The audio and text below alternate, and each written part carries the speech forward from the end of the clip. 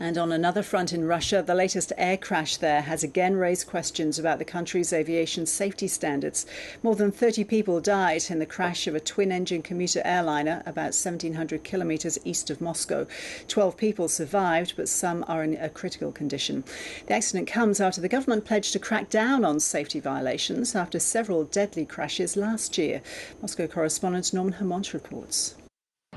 For Russia, another reminder that by many estimates, this is the most dangerous place to fly in the world. This twin-engine turboprop was in the air for only a few minutes after takeoff from Tyumen, about 1,700 kilometers east of Moscow, when something went wrong. It was trying to make an emergency landing when it slammed into the ground. This is the first major air crash since a jet plunged into a river last September and wiped out nearly all of a top Russian ice hockey team. That accident sparked national outrage, and the government responded by once again vowing to crack down on lax safety practices, and it ordered aging workhorse jets involved in numerous deadly accidents be retired from service. But in many regional Russian airports, they remain a familiar sight. When it comes to improving Russia's dismal aviation safety record, much of the focus is on old Soviet-era jets that still make up a big part of airline fleets.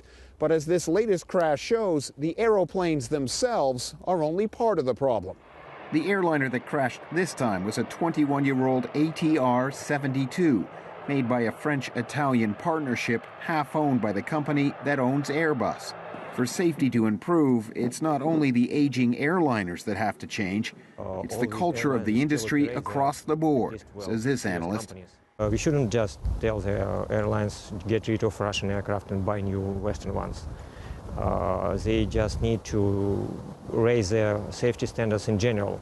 But Russians have heard advice like that before, and it hasn't stopped this from happening again. Norman Hermont, ABC News, Moscow.